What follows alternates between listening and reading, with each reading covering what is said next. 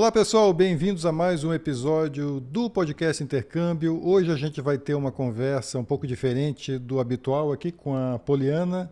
Poliana que me contou aqui que era ouvinte do podcast, depois ela conta um pouquinho mais, contou que o podcast ajudou ela a planejar a experiência dela. A Poliana Piovesana dos Santos foi, claro, com o nome desse para a Itália. Ela é doutoranda em Ciências do Movimento Humano aqui na Universidade do Estado de Santa Catarina, é aluna do Centro de Ciências da Saúde e do Esporte, o Cefid, aqui em Florianópolis. E ela está concluindo agora o doutorado, mas no ano passado ela passou 11 meses na Itália, na cidade de Pavia. Aprendi o nome da cidade, não é Pávia, é Pavia. Na Universidade de Pavia, onde ela fez um doutorado sanduíche. Então, por isso que eu falei que é um pouco diferente. A gente normalmente fala com o pessoal que fez experiência de intercâmbio de graduação, mas é importante a gente ter histórias como a da Poliana para mostrar que o intercâmbio não para na graduação, né? No mestrado, no doutorado você também pode fazer. E uma das formas comuns é o doutorado sanduíche, que foi o caso da Poliana. Poliana, eu quero, antes de tudo, agradecer muito por você ter topado compartilhar aqui a tua experiência e seja bem-vindo ao podcast Intercâmbio. Muito obrigada. Depois de ser uma ouvinte assídua, né, agora está aqui contribuindo para a UDESC, né, que é a instituição que eu estudei. É bacana. Poliana, conta pra gente, você já entrou no doutorado pensando em fazer o sanduíche ou como é que foi a decisão de você ir para o exterior? Não, porque eu entrei no doutorado durante o período de pandemia, então... Todas essas possibilidades estavam como seria, né? A gente não tinha muita ideia. Mas depois, quando reabriu as inscrições, os editais, então eu pensei a respeito, achei que ia ser uma experiência interessante. E você foi para lá com bolsa, né? Na verdade, a gente vai explicar, você teve 2 períodos com 2 bolsas distintas, né? Mas a primeira é de um programa federal, né? Que é o programa de doutorado sanduíche, né? No exterior, o PDSE. Conta um pouquinho como é que foi a tua candidatura para esse programa, rapidamente assim, como é que foi o processo? O edital ele sai mais ou menos um ano antes, então a gente já tem que dar uma lida nos editais anteriores, mesmo sabendo que não vai ser exatamente igual, tipo, né? O edital tem muita diferença dos que saíram esse ano, por exemplo. Mas eu já me preparava, assim, conversei com o professor que ia me receber lá, já tem que ver se o edital vai prever ou não que você tenha um certificado de língua e que língua que vai ser pedida, né? Se é o italiano, se é o inglês, em geral eles pedem o inglês. O teu orientador aqui já tem que ter contato com um orientador lá? Como é que funciona isso? Ou eu, que sou aluna, né? No caso, eu entrei em contato com o professor Leonardo PR Tartaruga, que me recebeu lá, e ele aceitou, né, fazer uma carta para que eu participasse do edital. Então, essa é uma coisa que é um pouco complexa, porque às vezes os professores de fora não entendem por que você vai entregar uma carta sem a pessoa ter certeza se vai ter uma bolsa para ir para o doutorado. Então, a gente tem que adiantar esse processo. E aí você escolheu a Itália, especificamente essa universidade, a Universidade de Pavia. Como é que você escolheu o país e a universidade para fazer o teu sanduíche? Eu escolhi pelo professor, né? Por esse professor já ter contato com ele, com o grupo de estudos dele. Então, a gente conseguia trabalhar com o meu doutorado, o projeto que eu tinha aqui, com o que eu poderia fazer lá, porque tem que ter uma ligação, né? O projeto do Brasil ele tem que ter alguma ligação com o projeto do que você vai fazer no exterior. E o meu professor orientador, o Rudinei da Silva, que é professor da UDESC, ele já conhecia o professor Leonardo, eles já tinham feito algumas bancas juntos, então isso facilitou o processo. Poliana, essa foi a tua primeira experiência de intercâmbio? Você já tinha feito alguma coisa assim na graduação, no mestrado? Não. Durante o mestrado eu tive interesse. Teve um outro professor que tinha contato que era meu orientador na graduação, tinha contato com um professor de Roma, mas na época não tinha tanto esses programas de incentivo de bolsas para que a gente fosse, era um número reduzido. Então não deu para ir nem na graduação, nem no mestrado. Então o que possibilitou você ir agora foi a bolsa, assim, que fez a diferença. Sim, porque a Europa para nós a moradia é muito cara. A gente consegue até passagens, né? São coisas que às vezes a gente consegue de outras formas conseguir, mas a moradia, a manutenção, a parte mais cara é isso. Então esse custeio mensal, né? Que aí a bolsa ajuda. A bolsa, no caso do PDSE, você está me falando que foi uma bolsa que você conseguiu se manter lá com ela, né? Sim, a bolsa do PDSE ela por Pavia ser na região da Lombardia, muito próximo de Milão, é a região mais cara da Itália. Se não me engano, Pavia é a quarta cidade mais rica da Itália. Então, já prevê no edital que essas cidades vão ter um auxílio maior, extra, para moradia. Então, uma bolsa foi suficiente, claro, sem exageros, mas ela foi suficiente, né? Controlando ali. Vamos contar um pouco, então, como é que foi a tua vida lá na Itália nesse período. Lá, como é que foi a tua chegada lá na universidade? Conta um pouquinho, você que não tinha essa experiência anterior, né, de fazer intercâmbio. Foi tranquilo? Como é que foi a tua chegada lá na Itália? Foi bacana, porque o professor foi me receber, todos os alunos italianos me receberam numa reunião. Então, eu participei da primeira reunião deles, que, assim, não entendi tanto, né? Porque um pouco eles falavam italiano, um pouco inglês, e os primeiros dias a minha cabeça, eu acredito que seja comum, ficou um pouco confusa, né, em pensar em três idiomas. Você fala italiano? Eu tinha estudado um pouco de italiano, hoje eu já falo melhor, mas quando eu fui eu não falava tanto. Tem a questão da vergonha também, da língua, mas eu acho que assimilar 3 línguas e pensar e responder, e até o vocabulário, o brasileiro é muito expressivo, é muito espontâneo, e em outra língua isso não é tão simples. Então, a primeira reunião e a primeira semana foram mais silenciosas da minha parte. Eu ouvi muito deles e falei menos. Dá uma dor assim. de cabeça, né? Você ficar no começo, né? Você ficar Eu tinha muito sono. Eu costumo dormir bem, mas eu dormia mais horas. E é mais o italiano, assim, que é uma língua próxima do português, então quando você vê, às vezes você está misturando, está confundindo, né? Não é próximo do português. Não achou próximo, não, achou bem diferente. Eles não nos entendem quando falamos português, e assim, muitas palavras têm outro significado. Então, depois que eu já estava lá há 5 meses, isso foi motivo de várias piadas, assim, com os meus colegas, de coisas que eles falavam, e eles diziam assim, você faz uma cara estranha quando a gente fala isso. Eu falei que em português significa outra coisa que não é bonita, né? Entendi. Então, o italiano na Lombardia é bacana porque eles falam lento. Mas eu tinha um colega de doutorado lá que era siciliano, então para entender o siciliano era muito mais complexo. Mas precisava de legenda, então. Os outros ajudavam. Assim, eu tenho a facilidade que a maioria dentro da universidade fala inglês, né? Os professores, a maioria dos alunos fala assim o inglês. São poucos que não falam um pouco, pelo menos. Então tem essa facilidade. Então na faculdade eu fui muito bem recebida, assim, me senti muito acolhida, foi muito bacana. E você precisou de proficiência em italiano? Não, pelo jeito, então, né? Você precisou de inglês? Nesse edital específico, a única coisa que exigia era uma carta do professor brasileiro dizendo que eu estava apta a ir, e uma carta do professor de lá dizendo que eu estava apta para ele me receber. Então, tem editais que exigem a proficiência. Esse específico que eu fui não exigia. Exigia essas cartas, que às vezes é mais difícil. O pessoal que vai fazer intercâmbio, uma das coisas que eles sempre se preocupam é com a moradia, né? Onde vai ficar, né? E ainda mais para quem vai para essa região da Itália, por exemplo, que você foi, que como você falou, é uma região cara, né? A Itália em si já é um país que não é barato. Você ficou num alojamento da universidade? Isso conta como é que fica? Um colégio. Eles têm colégios que são residências estudantis para graduação, e alguns colégios têm um segundo prédio para pessoas que já são formadas, então pessoas que estão no doutorado ou professores mesmo. Então eu fiquei nessa residência. O professor Luca Correali, professor italiano, ele fez uma reserva para mim e para uma outra brasileira que ela estava indo para o pós-doutorado, uma professora, a professora Elren, da Federal do Pará. E aí ele fez uma reserva de um quarto duplo. Ela é do mesmo grupo de pesquisa do professor Leonardo, então a gente já se conhecia pela pesquisa. E o professor Luca Correali fez esse meio de campo, de ir lá no colégio, reservar uma vaga, e eles permitiram que a gente morasse lá.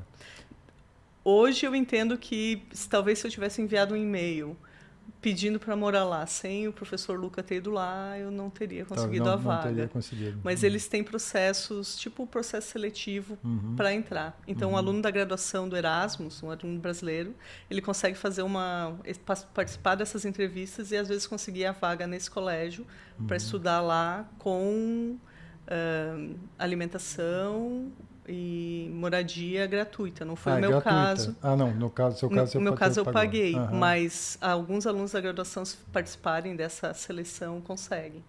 É bem, porque são muitos colégios. E lá tem o curso de medicina que eles chamam Harvard, que é um curso em inglês, é o primeiro da Itália, e tem muitos brasileiros que não são só brasileiros, né? Tem dupla nacionalidade europeia, não italiana. Muitos estudam, eu conheci acho que uns 38 brasileiros que faziam esse curso de medicina. Então, legal. Eles podem, né, participar dessas seleções. Legal. E vamos falar um pouquinho da Universidade de Pavia, né? A Itália tem essa característica de ter universidades muito antigas, né? Tem Bolonha, que se não me engano é a mais antiga da Europa. Pavia também é uma universidade bastante antiga, histórica, né? Fala um pouco o que você encontrou lá. Eu encontrei lá uma praça dentro da universidade com estátuas de pelo menos 10 professores que ganharam o prêmio Nobel, que foram professores lá. 4 deles eram mais conhecidos, 2 deles eu conhecia de nome antes de ir para lá, que é o Camilo Golgi, da biologia, da medicina, e o professor Alessandro Volta, que é da parte, né, ele criou a bateria elétrica. Então, isso era muito interessante, você estar num ambiente onde esses professores deram aula. Tinha também uma característica que o discípulo do Leonardo da Vinci, que era um grande anatomista, os desenhos dele estavam nos quadros, assim, pela faculdade.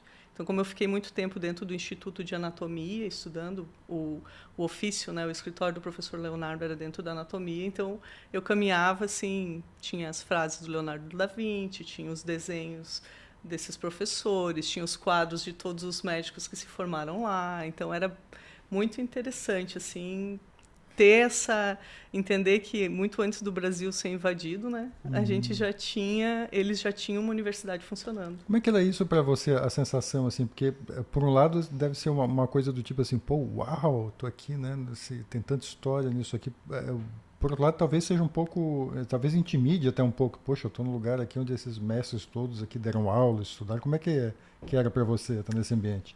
Para mim era encantador, para os italianos era estranho, assim. Tipo, eles achavam assim, nossa, por que vocês dão tanta importância pro museu da anatomia, para as coisas? E porque a gente não tem essa história tão antiga. Para eles, né, é né? mais trivial, assim. Mas para mim foi encantador, assim, eu aproveitei bastante. Eu gosto muito de biblioteca, então lá tem bibliotecas belíssimas, muito interessante. Tem modernas também, né? Bibliotecas modernas, mas... Normalmente tem essa mescla, né, da história com o moderno. Né? E você foi lá para fazer parte do seu doutorado para desenvolver a tua pesquisa, né? Tenta dar uma ideia para a gente, assim, como é que era as tuas atividades lá, a tua rotina, o que você fazia lá. Então, eu tive 2 rotinas diferentes, né? Para a primeira bolsa tinha um planejamento, então eu fiquei dentro do Instituto Malgeri. Lá eu também era supervisionada pelo professor Antônio Nardoni, que era um médico, isso é uma característica interessante da Itália. O título professor é mais importante para eles do que o título doutor. Então, os médicos que são professores na universidade preferem ser chamados de professores. E pro status isso é melhor. E fiquei dentro desse que era um laboratório de biomecânica, então análise da marcha de pessoas normais, eles analisavam tudo que se podia analisar com vídeo, com imagem de possíveis doenças ou melhoras, né, de pessoas relacionadas à coluna, à marcha, que é o caminhar. Né, então, tive a experiência de ficar lá os primeiros 3 meses, usando o sistema de câmeras deles, né, aprendendo como é que eles faziam isso. Depois eu estive no Instituto de Higiene, que é interessante porque a educação física lá se chama ciência motora e pertence, tipo, faz parte do curso de medicina. Então, todos os espaços eram junto com o curso de medicina. O Instituto de Higiene, ele é muito forte a área da estatística, mas também tinha alguns laboratórios de performance, e eu acompanhei junto com o professor Cosme Buzáquera, alguns treinamentos e algumas avaliações até de alguns pilotos que correm as fórmulas, que não é só a Fórmula 1 que tem na Itália, tem várias, então pude acompanhar alguns testes, conhecer alguns pilotos, assisti aulas, mas eu não tinha obrigação. Então, eu assisti algumas aulas que eles tinham os masters, me convidavam para assistir, porque eram professores internacionais que iam dar aula em inglês, e eles me convidavam. Depois dos 5 meses, eu fiquei, que daí é o segundo período ali da segunda bolsa, então eu tive que fazer um novo planejamento para esse período, eu fiquei mais no Instituto de Anatomia. Essa segunda bolsa a gente acabou não falando, mas era uma bolsa da FAPESC, né? Fundação de Apoio à Pesquisa aqui do Estado, né? Que era uma bolsa um pouco diferente. Você estava falando que o valor não era o mesmo da outra, né? Você teve que usar... A principal diferença é que a bolsa do PDCE é uma bolsa que eles nos depositavam em reais, mas com o valor da cotação do dia para o euro. Enquanto que a da FAPESC ela é em reais e é um valor fixo. E aí ela não tinha essa ajuda de custo que eu comentei antes, né, para ajudar no pagamento do aluguel, da manutenção, por ser uma região cara. Então, aí deu uma diferença, né? Mas é interessante essa experiência porque tem essa possibilidade de você estender, né? Você ficou 6 meses com uma bolsa e depois você conseguiu se candidatar a uma outra bolsa, dessa vez do Estado, e conseguiu estender esse período, né? Foi possível porque os 2 editais me permitiram isso. E eu, para ficar mais de 5 meses, eu precisei da autorização, então, da CAPES, que era referente à primeira bolsa. Mesmo eles não estendendo a bolsa, eles precisavam autorizar que eu ficasse lá sem a bolsa deles. Então, teve vários trâmites burocráticos, mas nada comparado à burocracia italiana, que é incrivelmente cheia de papel impresso. Não é só aqui. Não, aqui o Brasil é muito evoluído. O Pró-Cidadão, o gov.br, tudo isso que a gente tem, a gente só se dá conta que é uma evolução enorme quando a gente vai para um sistema como o italiano. A burocracia deles é tudo impresso. Isso foi o que mais me impressionou. Eu não entreguei um documento digital. Você teve que ir atrás daquela permissão de residência? Permesso de sojourno. Permesso de sojourno. Tive que fazer 2 permissos de sojourno, porque eu fui com visto para 6 meses, mas mesmo tendo visto de estudante, eu tinha que ter o permesso assim que chegasse lá. Então, tu chega na Itália, avisa na polícia, na questura que você chegou, você assina um documento antes de 8 dias, né? Não pode passar de 8 dias. Então, tu chega, você tem que ir na delegacia, avisar, por causa do visto. E depois você tem que dar entrada no permesso de sojourno, que é uma coisa, para mim, foi muito diferente. Porque você pega um envelope no correio, preenche esse envelope, coloca todas as cópias do seu documento, lacra e devolve no correio. Aí o correio encaminha para a questura, que é a polícia, né? E aí eles vão agendar, no dia que você envia no correio, eles te dão um agendamento de entrevista. Eu cheguei lá em abril. O agendamento da minha entrevista foi para final de maio. Eu recebi o permesso de sojourno em agosto. A minha bolsa primeira terminava em setembro. E esse documento é necessário para você passar o período lá, senão você fica ilegal, é isso? É necessário você ter o que eles chamam ricevuta, o documento que você enviou, o permesso. Hoje eles não são mais tão rígidos que tem o permesso. Mas se eu não der entrada, eu estou lá como ilegal. E eles, às vezes você está no trem, um oficial entra e pede seu documento, e aí eles pedem o teu passaporte, e se a data é mais de 3 meses, que seria o tempo do turista, né? Sim. Eles vão pedir o permesso. E isso pode gerar uma multa ou pode gerar outras complicações, dependendo da região da Itália que você está. Porque é muito interessante isso. A Itália, se você está no Vêneto, é uma coisa, até o sistema de ônibus, de trem, de multa, muda tudo. Muda de uma região para outra. É bem interessante, assim. Você falou um pouco da estrutura lá dos laboratórios, tal, da universidade. A gente não acabou não falando da tua pesquisa, né? Só rapidamente, você trabalha com amputados, é isso? Com próteses? Isso. Eu pesquiso pessoas com amputação de membro inferior que usam prótese. Especificamente, tanto no Instituto Maldieri quanto depois no Instituto de Anatomia, o professor Leonardo sugeriu que a gente estudasse o que eles chamam de uphill, downhill, né? Que é a subida e a descida. Caminhada morro acima e morro abaixo, no popular, assim. Isso, subir o morro, né? Descer o morro. Que a marcha, né? A caminhada para uma pessoa que usa prótese, ela já foi estudada, assim, consideravelmente no plano. mas existe ainda dúvidas nessa questão da subida e da descida. Então, o que eu precisava era entender melhor o modelo que o professor Leonardo estuda, que é um modelo italiano, é um pouco diferente, que é o pêndulo invertido. É como se o nosso movimento fosse sempre de pêndulo invertido e como que isso aconteceria para a pessoa com computação que usa prótese. E a biomecânica tradicional, ela usa modelos um pouco diferentes, que é o que a gente, né, os professores da UDESC estudam esses outros modelos, não o do pêndulo. O do pêndulo é um modelo que o orientador do professor Leonardo Tartaruga já estudava lá na Itália e desenvolveu não para seres humanos, mas para os animais de forma geral, esse movimento pendular. Então, por isso estudar com ele, aprender especificamente esse modelo. Eu ia te perguntar, quer dizer, no teu caso, ter ido para a Itália, né, ter ido especificamente trabalhar com o professor Tartaruga lá, fez toda a diferença para a tua pesquisa, então? Sim, porque além dele só tem mais um italiano que segue estudando isso, né?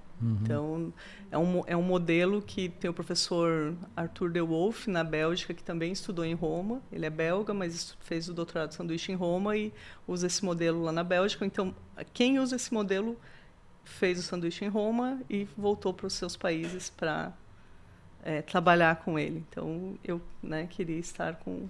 Então é legal, porque o sanduíche, no caso o intercâmbio em doutorado, né, o doutorado de sanduíche é uma ferramenta para você buscar, né, onde o conhecimento está, né? Porque às vezes uma possibilidade que no Brasil fica mais difícil, né? Isso. Porque os laboratórios, os equipamentos, hoje o Brasil tem, a UDESC tem, os laboratórios da UDESC são muito bons ali no Cefid relacionado à análise do movimento humano. Os estudos podem ser feitos, muitas vezes a parte prática, ela até pode ser feita aqui, mas esse conhecimento teórico, esse vivenciar o dia a dia com o professor, né, que estuda isso ao lado, isso eu acho que e conhecer outros professores e ter essas experiências é o que faz o doutorado de sanduíche hoje ser tão importante. Eu acredito que há uns 10, 15 anos atrás a importância era a gente conhecer novas tecnologias, né, coisas que não existiam no Brasil. Hoje, eu acredito que é mais essa troca de experiências, esse aprendizado, esse dia a dia ali com os professores. Diz uma coisa, você morou em Pavia mesmo, na mesma cidade? Morei em Pavia, caminhava até a faculdade. Para o Instituto Malgeri dava uns 10 minutos, para anatomia, para higiene, uns 15 minutos caminhando. Usei muito esse meio de transporte. Já que você estava estudando marcha, né? Você já foi caminhando, então. E conta como é que era morar lá. Fala rapidamente da tua experiência lá de morar em Pavia. Pavia é uma cidade pequena, ela tem, acho que uns 75 mil habitantes. Para nós, brasileiros, ela é pequena. Para os italianos, não é tão pequena. E fica muito próximo de Milão, que é a metrópole deles. Então, eu tinha tranquilidade. Às vezes eu precisava ir para Milão. Milão é aquela loucura de São Paulo, que você anda do lado direito da escada rolante para sair do metrô, porque do lado esquerdo as pessoas vão subir caminhando rápido. Então, é muita gente, né? E Pavia era onde tinha tranquilidade. Então, dava para caminhar tranquilo. O sistema de ônibus era simples, não tinha metrô. E, então, uma cidade relativamente fácil de morar. O colégio era muito próximo de um supermercado, então eu tinha facilidade de ir e vir do mercado com facilidade, que eu acho que isso é um problema, às vezes, quando a gente está fora, porque, às vezes, aqui é mais fácil, né?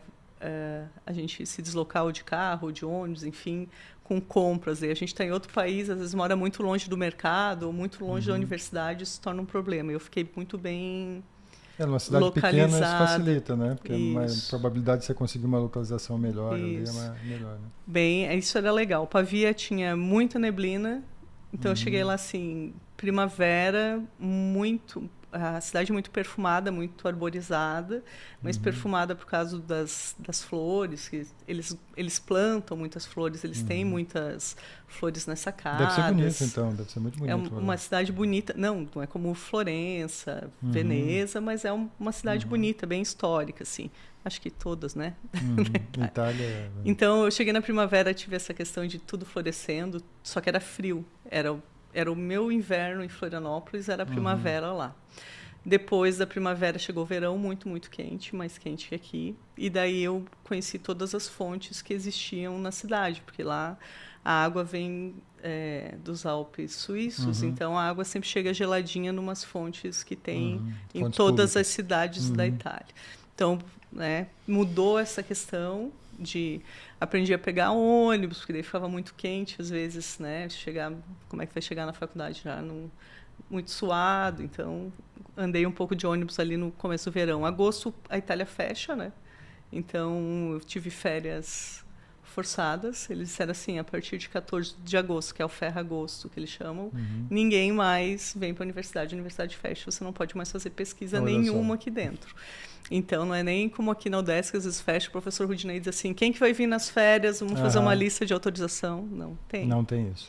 Então, me adaptar a essa parte foi uma experiência bacana, porque eles fecham, a banca de jornal fecha e bota uma plaquinha, estamos de férias, voltamos em tal dia de setembro. Então, os italianos do norte, todos tiram férias e vão para o sul, para as praias ou para outros países. Ou para a montanha, né, que é mais fresco. Essas diferenças culturais são legais, né, da gente... Isso, porque para nós é impensável você fechar uma cidade hoje e todo mundo para outras cidades. Acho que antigamente até tinha isso, o pessoal vinha para as praias e as cidades do interior ficavam mais vazias, mas não deixavam de funcionar, né?